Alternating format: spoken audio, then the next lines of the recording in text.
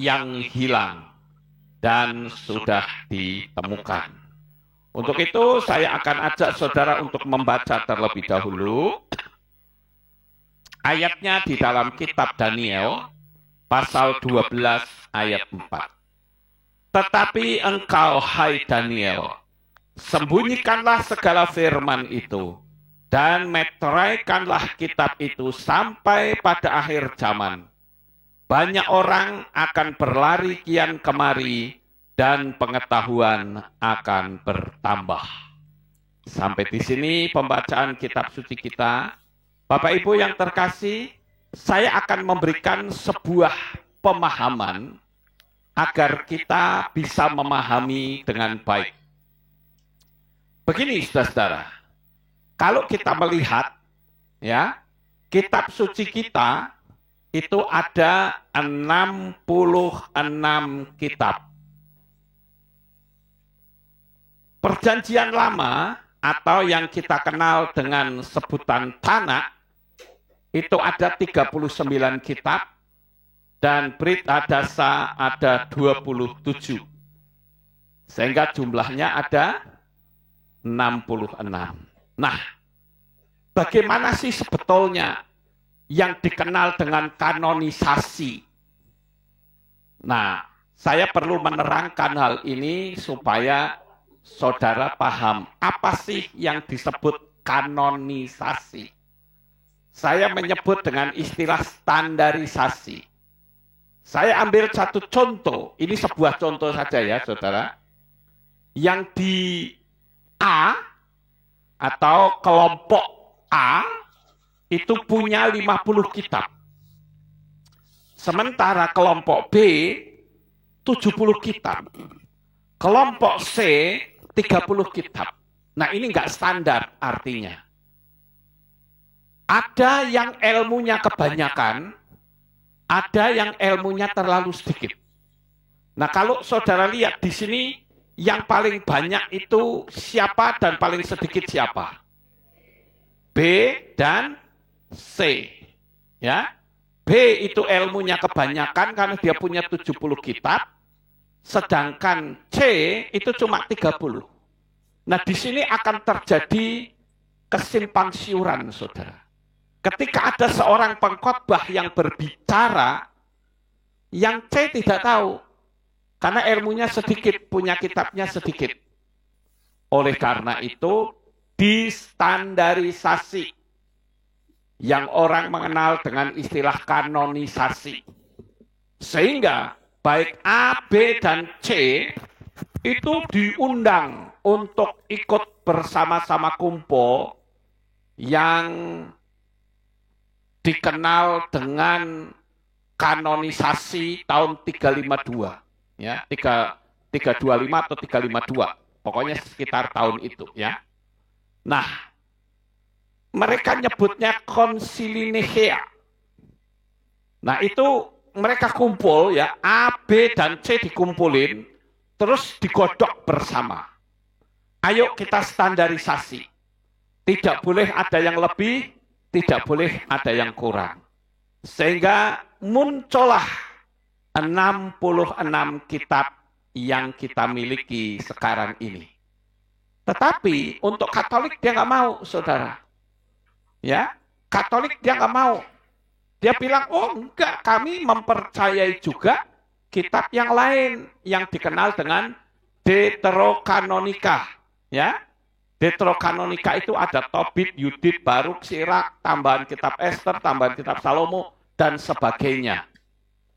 Ya sudah, standarisasi Katolik sendiri dan Protestan sendiri. Nah, sekarang yang jadi pertanyaan adalah, di manakah kitab-kitab yang tidak masuk dalam standarisasi, saudara? Yang tidak masuk dianggap tidak berguna. Yang tidak masuk dianggap, ya udah kita nggak perlu baca. Paham Bapak Ibu? Sehingga yang dibaca berapa? Ya sudah 66 kitab saja. Nggak usah membaca kitab yang lain. Nah, karena tidak boleh dibaca, maka kitab itu kan istilahnya dalam tanda petik nggak dipakai, dianggap nggak valid. Sehingga kitab-kitab itu, saudara, itu diambil oleh institusi-institusi. Misalnya seperti Vatikan punya kitab, ngambilnya dari situ, ya. Kemudian Mormon juga dan lain-lain. Nah, sekarang saya ingin bertanya kepada saudara. Apakah saudara bisa mengikuti saya ini atau tidak? Saya akan bertanya begini. Ketika kitab-kitab itu dirayah oleh institusi-institusi, kemudian institusi itu mengklaim bahwa Tuhan berbicara kepada saya melalui kitab itu, bisa atau tidak? Nggak bisa. Kenapa? Karena memang kitabnya sudah ada. Paham nggak Bapak Ibu? Sama seperti kitab yang nanti akan saya munculkan, yaitu kitab Moshe. Kitab Moshe itu berbeda dengan kitab Torah. Sekalipun sama-sama yang menulis adalah Moshe. Kitab Torah itu ada 5. Kita semua sudah mengenal. Dan itu menjadi sebuah rangkuman. Dan itu tidak boleh diganggu-gugat. Tetapi khusus kitab yang namanya Moshe itu tidak diikutkan, saudara. Dalam kanonisasi tidak diikutkan. Padahal kalau kita mau mempelajari kitab-kitab yang tidak dikanonisasikan itu, maka akan muncul sebuah kisah yang akan saling melengkapi. Jadi ibarat seperti puzzle yang disambung-sambung sehingga membentuk sebuah wajah yang lengkap, saudara. Kira-kira sampai di sini paham? Nah, saya akan bacakan dalam kitab Moshe apa yang terjadi. Jadi sekali lagi saudara, kitab Moshe itu bukan kitab Torah. Sekalipun kitab Torah itu yang menulis adalah Moshe. Sampai di sini paham ya? Tetapi kitab namanya Moshe, saudara. Kalau kitab yang ditulis Moshe kan Bereshit, Shemot, Wahikra dan sebagainya. Ya kan, Kejadian, Keluaran, Imamat, Bilangan, Ulangan kan begitu. Tapi ini ada kitab namanya bukan Kejadian Keluaran, tapi Moshe. Nah, kitab Moshe ini ternyata ada di tangannya Mormon, saudara. Ada di tangannya kelompok Mormon. Sekarang yang jadi pertanyaan, kalau kita membaca kitab Moshe ini, apakah berarti kita ikut ajaran Mormon? Tidak, bagus sekali saudara. Hanya Mormonlah yang mengklaim bahwa kami punya kitab. Betul nggak Bapak Ibu? Begitu juga dengan kitab Zohar. Itu ada dimiliki oleh Kabbalah. Kemudian kitab Yasher atau kitab Yasar. Kemudian kitab Henok, kitab Esdras dan sebagainya. Masih banyak sekali kitab-kitab yang ditemukan. Nah, ini menggenapi ayat firman Tuhan yang mengatakan, sembunyikanlah segala kitab itu dan meteraikanlah kitab itu sampai pada akhir zaman. Begitu sampai akhir zaman, kitab itu muncul, saudara. Berarti kita sudah berada di akhir zaman. Sebentar lagi Yeshua HaMasyiah akan datang untuk yang kedua kalinya. Jadi, kita akan lihat kisah-kisah lain yang tidak tercatat dalam Torah, yang seolah-olah terputus. Tetapi ada dalam kitab-kitab lain yang menjadi sebuah puzzle yang lengkap dan membentuk sebuah gambar yang utuh. Pernah ada seseorang yang bertanya kepada saya, pertanyaannya begini, kenapa kok Tuhan mau membunuh Mose? Alasannya apa? Nah, itu kita nggak akan ketemu di kitab Torah, saudara. Tetapi kita akan ketemu di kitab yang lain. Kemudian ada yang bertanya, itu Yusuf atau Yosef, itu ditahan di Mesir, itu berapa lama? Nggak ada yang tahu, bukan? Tetapi dengan kita membaca kitab-kitab yang lain, maka kita temukan berapa lama Yusuf itu di penjara.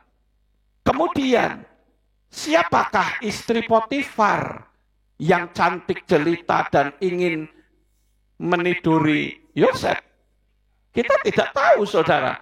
Tetapi ketika kita nanti membaca, kita akan tahu, saudara. Nah, disinilah dikatakan pengetahuan semakin bertambah.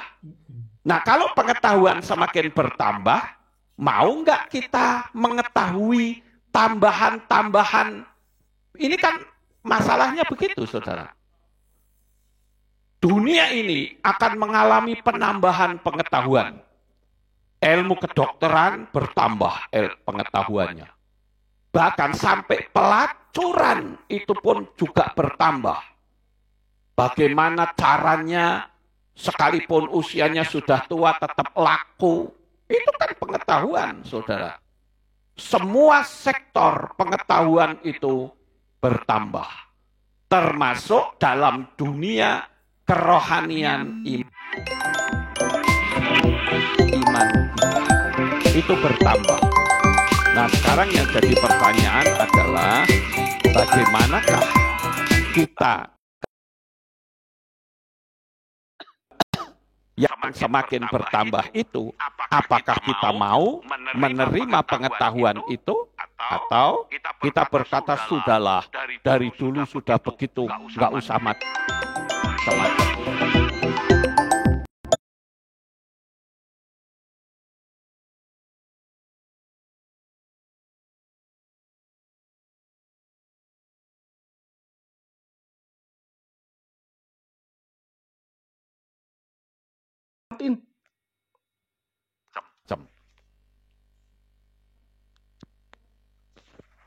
Jadi kalau kita mau, kita akan memiliki pengetahuan yang lengkap, saudara. Sehingga pasal itu akan membentuk sebuah gambar yang menarik. Jadi, ini pertanyaan saya. Saudara setuju enggak? Jadi, masalah siapakah yang menemukannya, toh itu bukan milik mereka.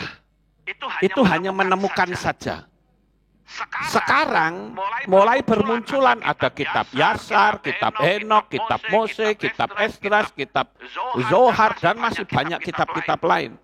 Dan kalau sudah muncul, yang diperhatikan adalah bukan siapa yang menyimpannya, tetapi apa isi dari kitab itu sendiri. Saudara setuju? Ya? Karena kalau misalnya saya membacakan kitab Mose, nanti orang yang tidak punya pengetahuan akan berkata, loh itu kan kitabnya orang Mormon. Salah. Orang Mormon punya kitab sendiri. Ya? Yang dia ada seorang nabi namanya Joseph Smith yang ketemu malaikat Moroni. Dia bikin kitab namanya kitab Mormon. Nah, itu kitabnya mereka.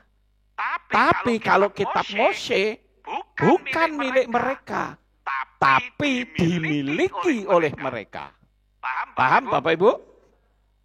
Nah, sekarang kita akan lihat tentang kitab Mose. Saya memberitahu kepada saudara sekalian bahwa karya keselamatan dari Bapak Yahweh itu menggunakan dua komponen, saudara-saudara.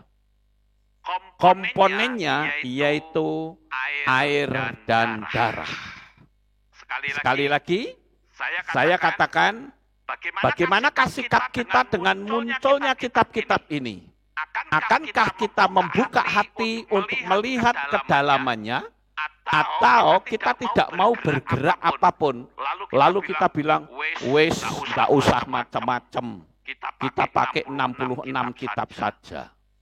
Padahal kitab-kitab yang hilang tadi 10-20 tahun yang lalu nggak kedengeran, saudara. Tetapi kenapa di zaman sekarang ini muncul? Itu sebagai penggenapan akhir zaman. Semua dilengkapi. Ya. Nah, sekarang kita akan lihat kisah-kisah lain yang tidak tercatat dalam Torah, yang seolah-olah terputus, tapi ada dalam kitab lain, sehingga menjadi sebuah puzzle yang lengkap dan sebuah gambar yang utuh. Di dalam kitab Mose, Yesua itu menggenapi apa yang dinubuatkan.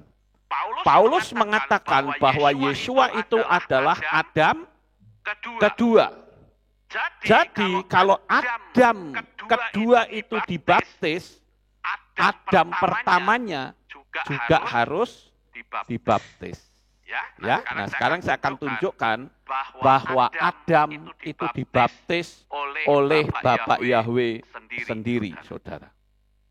Saya akan tunjukkan kepada saudara ya, sebentar.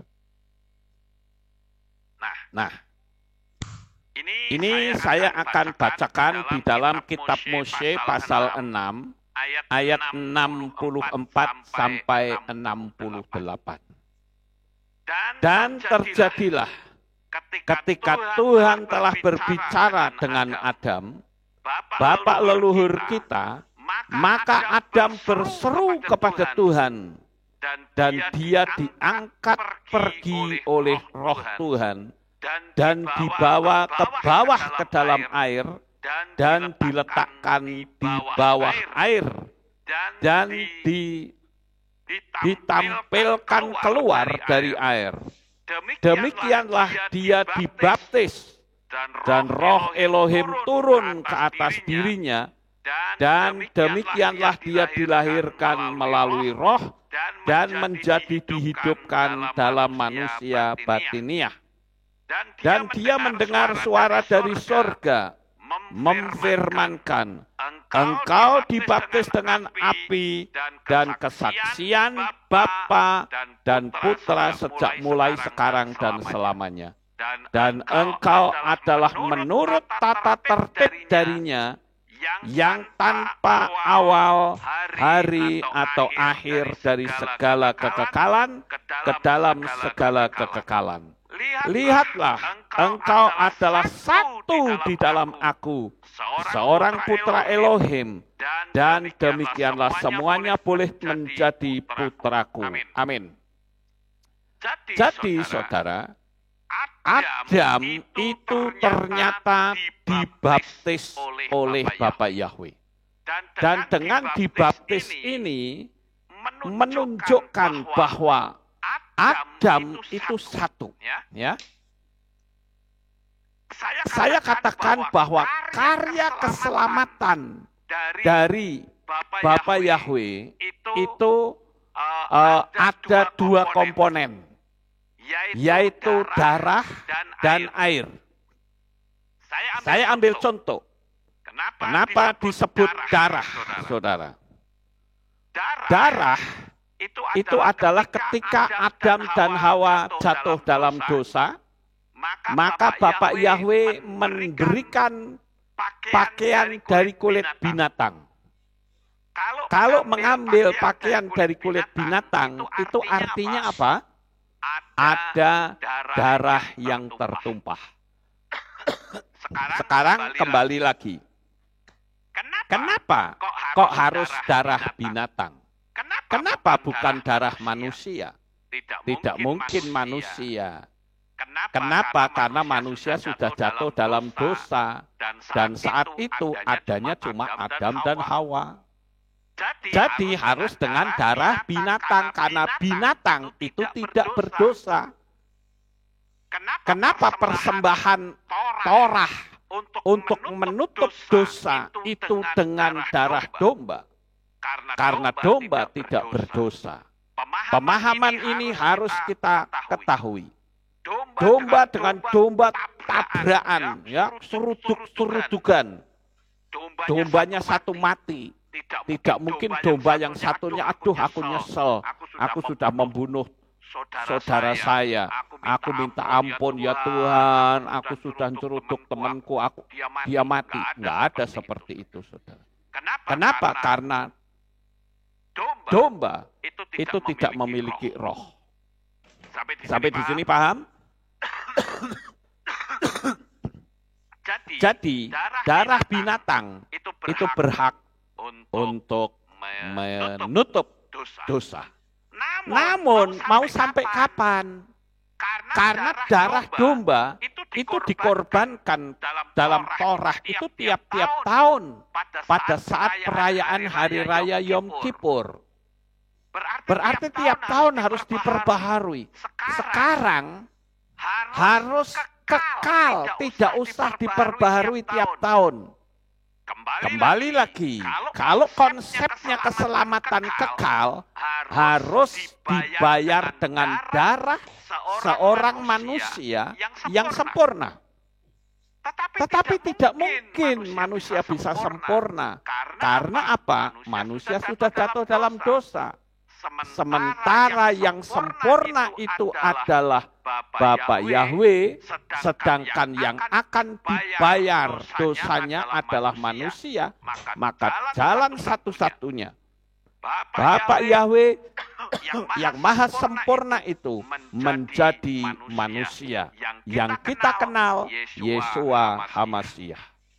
Ketika dia mencurahkan darahnya, maka Yeshua menebus dosa bangsa Israel, menebus bangsa Israel dari dosa, dan bisa darahnya untuk membeli kita sehingga seluruh dunia, siapa yang percaya kepada Bapa Yahweh di dalam Adonai Yeshua HaMashiach, maka dia pasti selamat. Sampai di sini paham, saudara? Itulah konsep dari keselamatan. Ya, sekali lagi pola keselamatan dari Bapa Yahweh selalu sama, yaitu menggunakan darah dan air. Adam sudah ditutup, ya, auratnya dengan kulit binatang. Artinya sudah ada darah yang ditumpahkan. Sekarang airnya bagaimana? Ya ini di kitab Mose ini kita ketemu bahwa Adam dibaptis oleh Bapak Yahweh sendiri.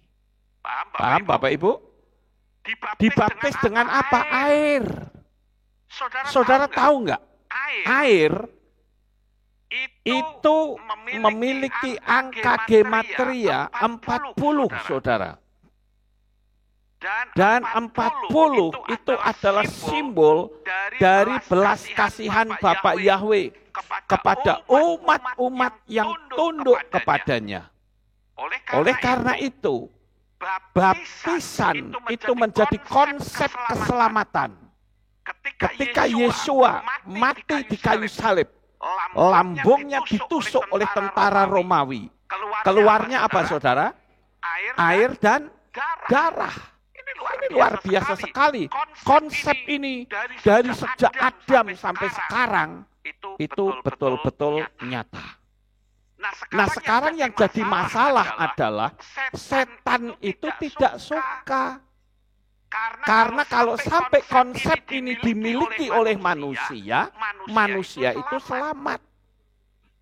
Jadi dengan berbagai macam cara, setan berusaha untuk membuat konsep ini tidak lengkap, saudara. Ada orang yang percaya kepada Yeshua HaMashiach. Artinya dia percaya kepada kuasa darahnya. Betul ya? Tetapi tidak mau dibaptis. Lah ini konsep keselamatan melalui air tidak ketemu, saudara. Padahal air itu adalah mayim, yang artinya kehidupan. Manusia di atas muka bumi ini tidak mungkin bisa hidup tanpa air. Itu sebabnya kenapa konsep itu selalu dua, darah dan air, Bapak Ibu. Nah, oleh karena itu saya katakan, betapa pentingnya baptisan meterai kepemilikan atas nama Bapak Yahweh. Setan berusaha untuk memelencengkan agar supaya baptisannya salah. Pakai air cuman ditetes. Padahal namanya baptis. Baptis itu kan diambil dari kata baptizo, yang artinya celup, tenggelam. Ada yang ditetes, ada yang diguyur, ya, ada yang dipercik.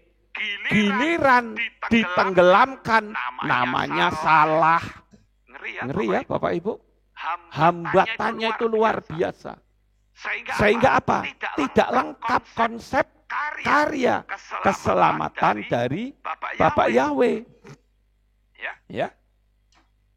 Nah, kalau kita membaca di dalam kitab Kejadian atau Beresit pasal 7 ayat 4, dikatakan demikian.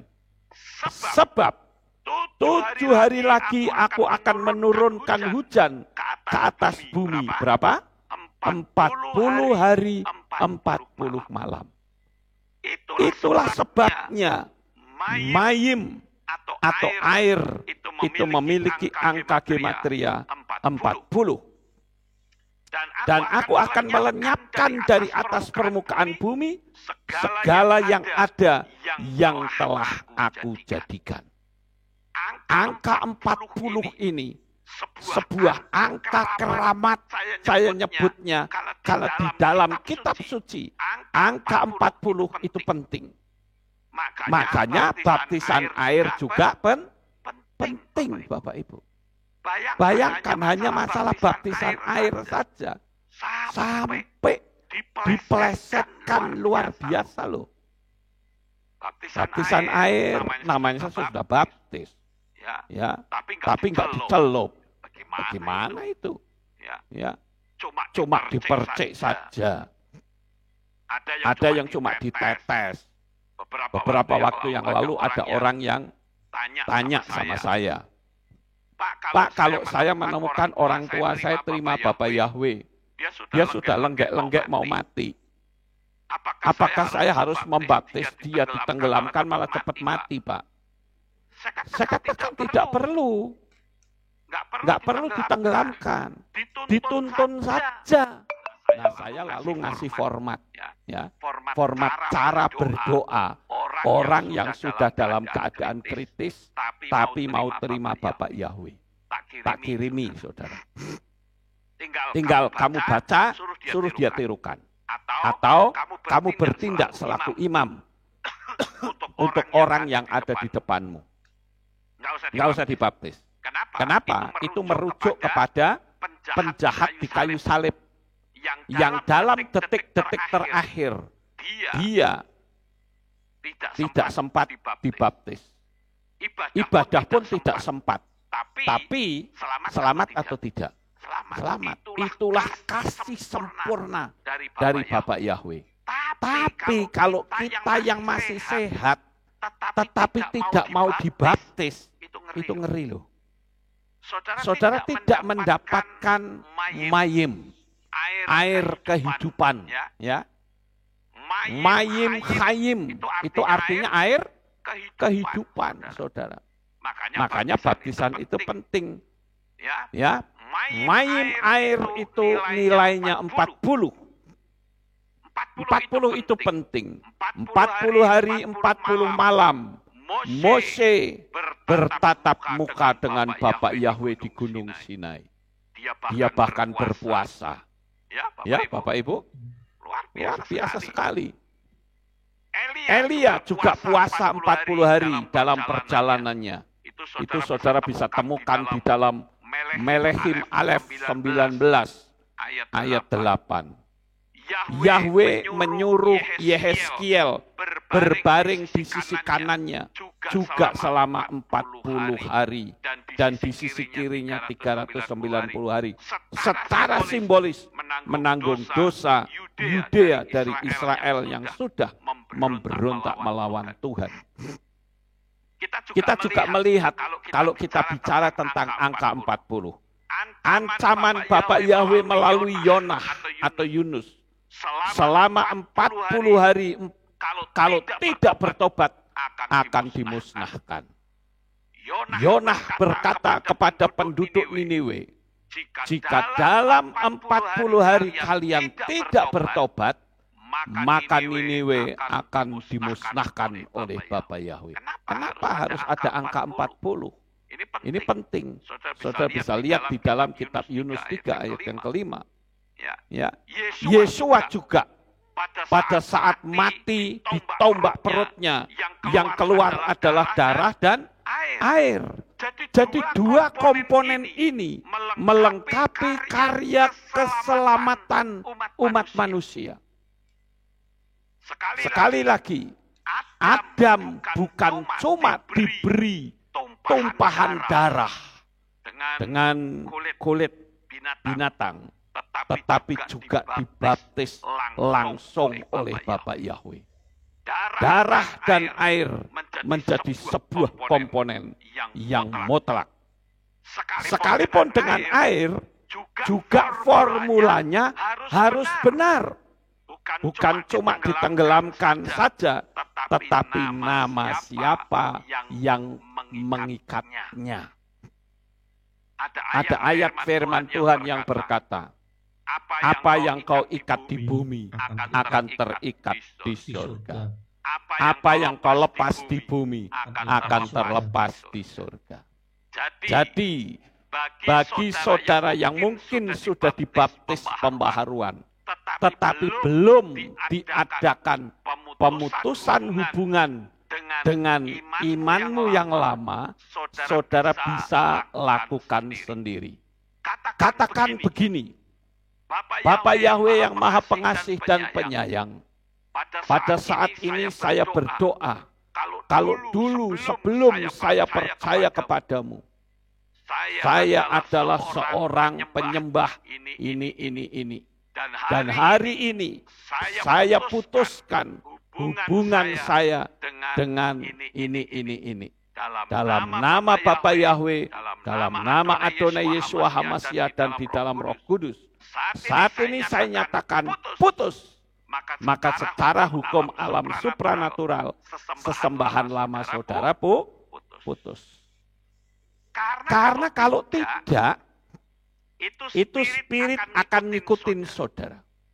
Sampai di kursi pengadilan Tuhan. Nanti begitu di kursi pengadilan Tuhan, spiritnya akan berkata, Tuhan itu milik saya loh. Karena apa? Karena dia dulu dibaptis, diikat dalam nama saya, dan ikatannya belum pernah dilepaskan. Oleh karena itu, kita yang kalau saya yang membaptis, pasti selalu saya putuskan.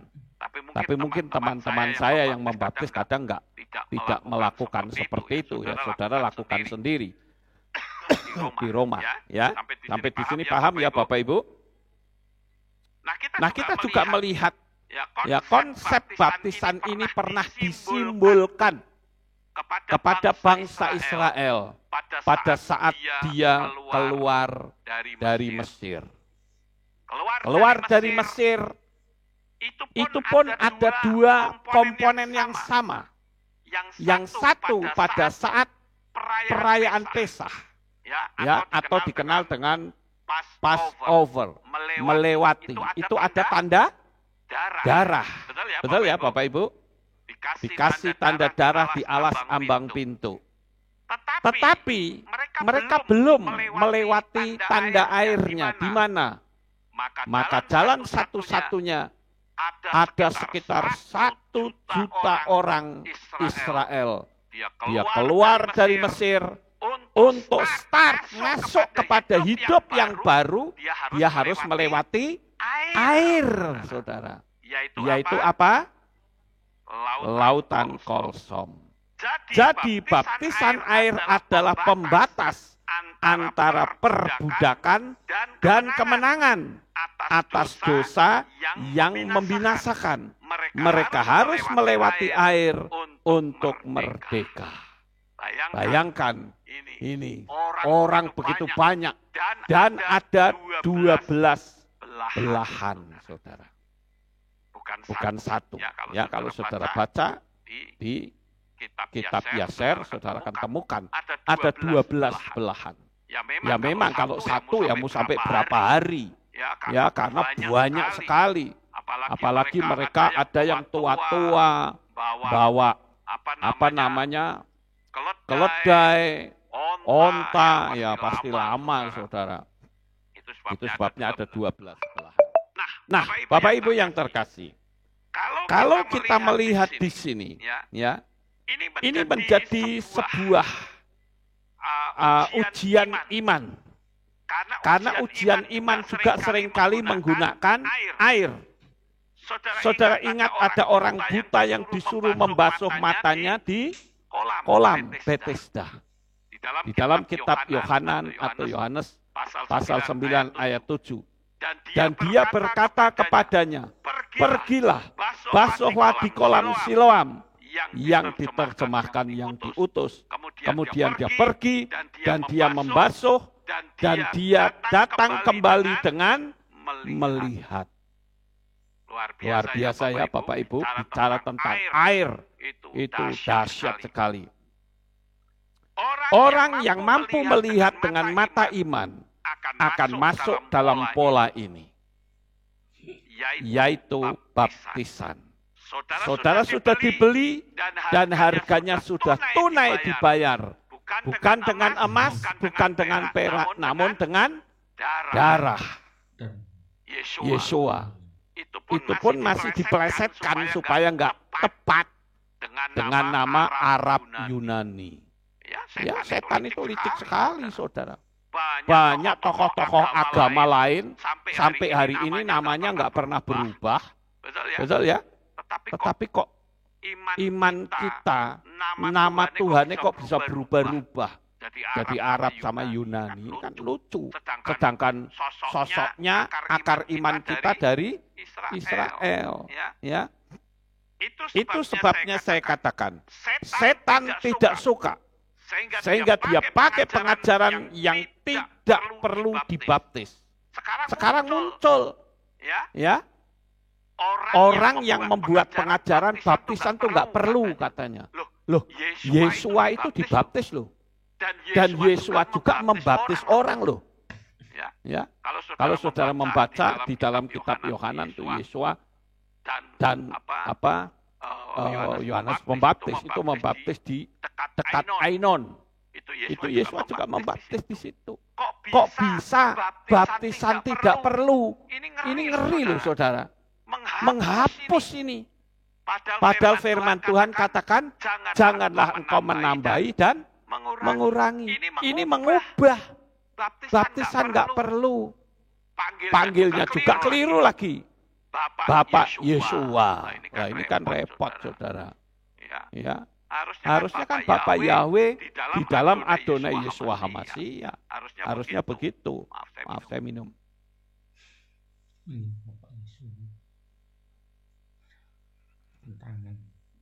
Terus ada lagi, saya pernah diberitahu. Baptisan itu percik nggak apa-apa Pak, itu kan simbol katanya. Loh, nanti dulu. Kalau Tuhan suruh seperti itu ya kita lakukan. Tapi ayatnya kan baptis. Baptis itu artinya ditenggelamkan. Ya, di dalam kitab Yohanan pasal 3 ayat 5 itu juga dikatakan ketika dia keluar dari air. Kalau keluar dari air itu berarti sebelumnya di dalam air. Ya, Bapak Ibu, itu simbol. Sama seperti Indonesia.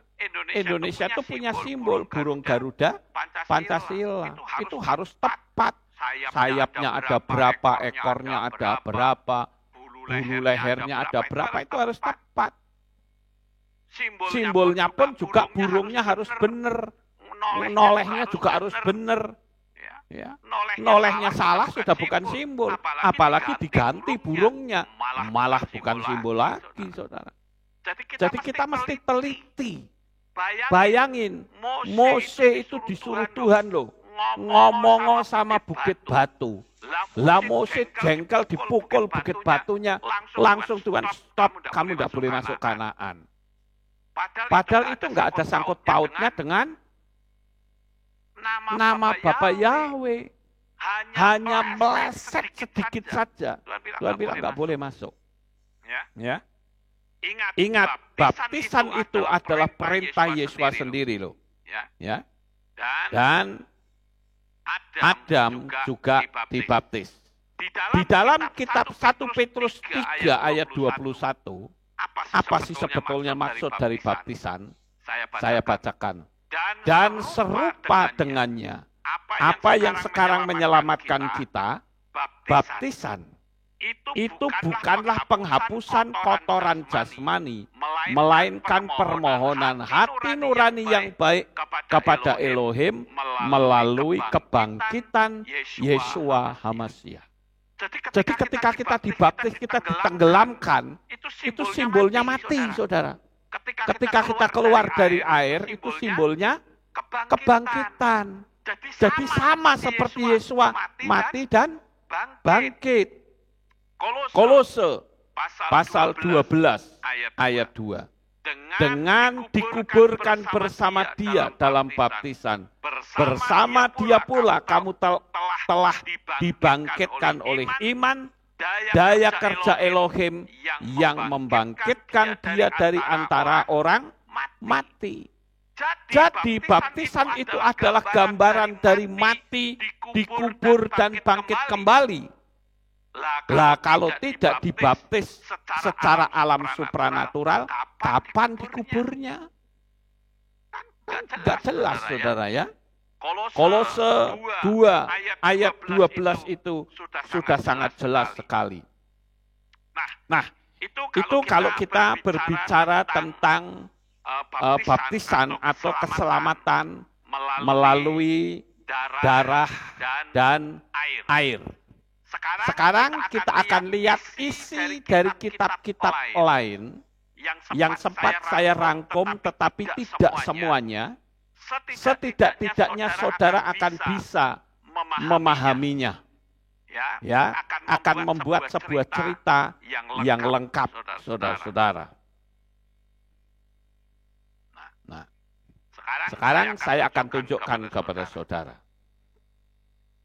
Ini adalah buah pohon pengetahuan baik dan jahat. Selama ini, di dalam dunia kekristenan maupun kepercayaan lain, itu mengatakan bahwa buah pohon pengetahuan baik dan jahat itu bentuknya seperti apel, saudara. Nah, apakah benar itu seperti apel? Nah, kita akan lihat di dalam kitab Henok pasal 32 ayat 4 sampai ayat 6 dikatakan demikian. Kita baca mulai dari ayat 3 deh. Dan di sana kulihat lebih banyak pohon daripada pohon yang telah kulihat. Dan di antara pohon-pohon itu kulihat 2 pohon besar di sana. Sangat indah, sangat besar, indah dan jaya, dan megah. Dan pohon pengetahuan yang buah sucinya mereka makan sehingga mendapatkan pengetahuan besar. Pohon itu setinggi pohon cemara dan daunnya mirip daun pohon carop dan buahnya buahnya seperti kumpulan buah anggur. 5 itu ayatnya ya.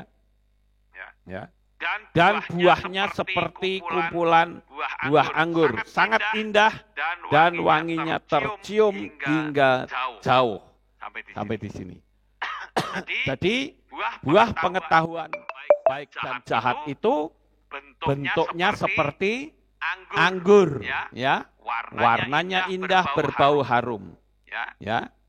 Pohonnya tinggi. yaitu dan daunnya mirip seperti pohon carop. Pohon carop itu apa? Saya coba cari di ensiklopedia ketemu. Pohon carop adalah pohon khas Mediterania Spanyol, saudara. Ini adalah bicara tentang buah pengetahuan baik dan jahat. Jadi dengan kita membaca kitab Henokh, maka kita tidak ngarang sendiri atau gelambiar pikiran kita. Koyo apelnya merah, apel hijau atau apel kuning, bingung saudara. Tapi dengan kita membaca ini, maka jelaslah sudah bahwa buah pengetahuan baik dan jahat itu bentuknya seperti anggur. Nah sekarang saya akan tunjukkan tentang siapa sih nama dari istri Potifar. Nah, saudara bisa lihat di pasal 44 di kitab Yashar. Saya bacakan. Yosef dijual pada Potifar. Selikah, istri Potifar, berusaha memikat Yosef. Tuduhan Selikah kepada Yosef, Yosef dimasukkan ke dalam rumah penjara. Dan anak Ismail yang membeli Yosef dari orang Midian, yang telah dibelinya dari saudara-saudaranya, pergi ke Mesir bersama Yosef. Mereka tiba di perbatasan Mesir, dan ketika mereka sudah dekat di Mesir, mereka berjumpa 4 orang anak laki-laki Midian ben Abraham yang telah pergi ke tanah Mesir dalam perjalanan mereka, dan seterusnya itu dibeli. Nah, ceritanya begini Bapak Ibu. Ya, Selikah ini adalah istri Potifar. Ternyata Selikah ini senang pesta. Maklumlah namanya juga pejabat. Sering ngundang teman-teman perempuan. Nah, ternyata teman-teman perempuan ini kalau melihat Yusuf, wah terkagum-kagum saudara. Karena dia gantengnya luar biasa. Sampai-sampai kalau saudara baca dalam kitab Yashar, itu teman-teman Yusuf, teman-teman Potifar, waktu ngiris buah, itu sampai tangannya keiris, saudara. Saking kagumnya lihat wajah ganteng kemerah-merahan. Sehingga Potifar, istri Potifar, si Selikah ini berpikir, waduh ini nek saya nggak cepet, bisa kena koncoku iki. Wah, gawat ini. Ya. Sehingga dia memaksakan kehendak, saudara-saudara. Nah, seperti kisah yang sudah kita sama-sama baca. Sehingga akhirnya Yusuf itu ditangkap dan dimasukkan ke dalam penjara. Nah, cerita di kitab Beresyit hanya sampai situ. Ya, Beresyit pas Shemot ya. Kitab itu hanya seperti itu ceritanya. Tapi kita tidak tahu berapa tahun Yosef ini dimasukkan ke dalam penjara. Tetapi dengan kita membaca kitab Yashar, akhirnya ditemukan bahwa Yosef atau Yusuf itu dipenjara selama 12 tahun, saudara. Kita lihat. Nah, ini dia. Berapa lama Yusuf di penjara? 12 tahun. Ini ada di kitab Henokh pasal 44 ayat 75 sampai 76. Saya akan bacakan kepada saudara. Mereka membawa pakaian Yosef ke hadapan imam-imam yang menghakimi. Dan mereka memeriksa. Dan lihatlah, koyakan itu ada di bagian depan Yosef. Dan semua imam yang menghakimi mengetahui bahwa perempuan itulah yang memaksa dia. Dan mereka berkata, hukuman mati tidak layak bagi budak ini karena dia tidak melakukan apa-apa. Namun hukumannya adalah bahwa dia dimasukkan ke dalam rumah penjara karena laporan itu, yang karena dia telah tersebar terhadap istrimu. Potifar mendengarkan kata-kata mereka dan dia memasukkannya ke dalam rumah penjara, tempat di mana tawanan-tawanan raja ditahan. Yosef ada di dalam penjara, di rumah tahanan 12 tahun. Wah, bayangin saudara, sebuah tindakan pelecehan seksual yang tidak pernah dia lakukan. Dia difitnah, masuk penjara 12 tahun. Namun dari bacaan itu saya cukup kagum dengan Yosef. Karena apa? Karena tidak pernah Yosef itu mengeluh. Tidak pernah Yosef itu komplain. Apalagi dia menyalah-nyalahkan Tuhan. Itu luar biasa. Nah, sekarang kita akan lanjut lagi, yaitu tentang mengapa Yahweh mau membunuh Gersom. Nah ini. Di dalam kitab Shemot 4 ayat 24. Coba kita baca sejenak ya Bapak Ibu. Shemot atau Keluaran 4 ayat 24. 4 ayat 24. Dikatakan demikian. Dan terjadilah di tengah jalan, di suatu tempat bermalam, Yahweh menemui Mose dan bermaksud untuk membunuhnya.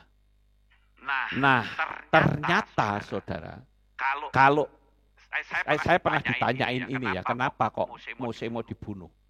Saya memang agak bingung, kenapa? Karena nggak ketemu maksudnya apa gitu loh.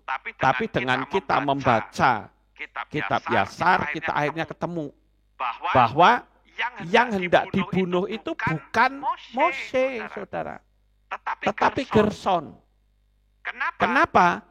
Karena di dalam teks asli itu tidak ada nama Mose di situ. Itu sudah saya kasih teks ya. Wayehi, Baderek, Bamalon dan sebagainya. Tidak saudara temukan nama Mose. Kalau diterjemahkan, itu bunyinya begini. Sekarang terjadi di tempat penginapan dalam perjalanan, Yahweh bertemu dengannya dan berusaha membunuhnya. Lah, kalau kita mau ikuti kisahnya, kita membaca dari ayat 20 sampai 25 akan jelas, saudara. Coba ya, saya bacakan ayat 20. Dan Mose membawa istri dan anak-anaknya. Jadi yang dibawa istri dan anak-anaknya. Dan menaikkan mereka ke atas keledai. Dan dia kembali ke tanah Mesir. Dan Mose membawa tongkat Elohim di tangannya. Dan Yahweh berfirman kepada Mose, pada waktu engkau kembali ke Mesir, ingatlah semua mujizat yang telah aku taruh dalam tanganmu. Dan lakukanlah itu di hadapan Firaun. Dan aku akan mengeraskan hatinya. Dan dia tidak akan membiarkan umat itu pergi. Dan engkau, perhatikan ini ya, akan berkata kepada Firaun, Yahweh berfirman, Israel adalah anakku, anakku yang sulung. Dan aku berfirman kepadamu, suruhlah anakku pergi, dan biarlah dia melayani aku. Tetapi engkau menolak untuk menyuruhnya pergi. Lihatlah, akulah yang akan membunuh anakmu, anak sulungmu. Ini murka Tuhan kepada Mesir, saudara. Dan terjadilah di tengah jalan di suatu tempat. Ini kisah ini terpisah ya. Yahweh menemui Mose dan bermaksud untuk membunuh. Nah ini kurang tepat, saudara. Karena tidak ada kalimat Mose di situ. Ya, bahwa sebetulnya yang hendak dibunuh itu adalah Gerson. Berdasarkan apa? Berdasarkan kitab Bereshit atau Kejadian 17 ayat 14 yang mengatakan bahwa yang tidak disunat itulah yang harus mati.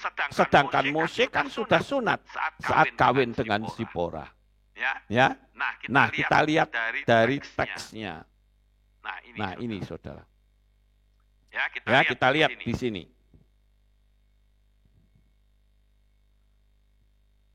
Mose lah bangkit, ya, untuk pergi ke Mesir. Dia membawa istrinya dan putra-putranya bersamanya. Dia sedang berada di sebuah penginapan di jalan. Ketika seorang malaikat Elohim turun dan mencari kesempatan melawan dirinya, dia bermaksud membunuhnya karena putra sulungnya, karena dia belum menyunatkannya. Nah, ini jelas, saudara. Dan telah melanggar perjanjian yang telah dibuat Yahweh dengan Abraham. Karena Mose mendengarkan kata-kata ayah mertuanya yang telah dikatakan kepadanya untuk tidak menyunatkan putra sulungnya, karena itu dia tidak menyunatkannya. Jadi kalau saya lihat ini Mose ini dibujuki oleh mertuanya, saudara. Ojo disunat, ojo gitu. Nah itu marah ya.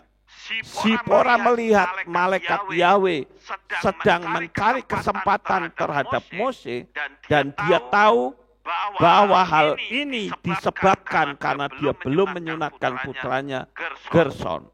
Maka Sipora bergegas dan mengambil batu tajam yang ada di sana dan dia menyunatkan putranya dan melepaskan suaminya dari putranya dari tangan malaikat Yahweh. Jadi marah itu. Putranya mau dibunuh, si Mose juga dimarahi, saudara. Kenapa? Karena dia lalai menyunatkan Gerson. Ya, jadi itu ada di dalam kitab Yasar pasal 79 ayat 8 sampai 12. Nah sekarang saya akan tunjukkan kepada saudara siapakah ibu kandungnya Abraham. Bagaimana level iman Abraham. Ini luar biasa Bapak Ibu. Saya bacakan dari kitab Yasar juga di pasal, saya lupa ini di pasal berapa ya, di ayat 50 sampai 51 ya, dikatakan demikian. Terah mengambil seorang istri namanya Amtelo bat Kornebo. Nah itu ibunya Abraham ya, ibunya Abraham itu namanya Amtelo bat Kornebo. Istri Terah mengandung dan melahirkan baginya seorang anak laki-laki pada waktu itu. Terah berumur 70 tahun pada waktu dia memperanakkannya. Dan Terah menyebut nama anak laki-laki yang telah lahir baginya itu Abram. Karena raja telah mengangkatnya pada waktu itu dan mengagungkan dia di atas semua pemimpin yang ada bersamanya. Nah, itu adalah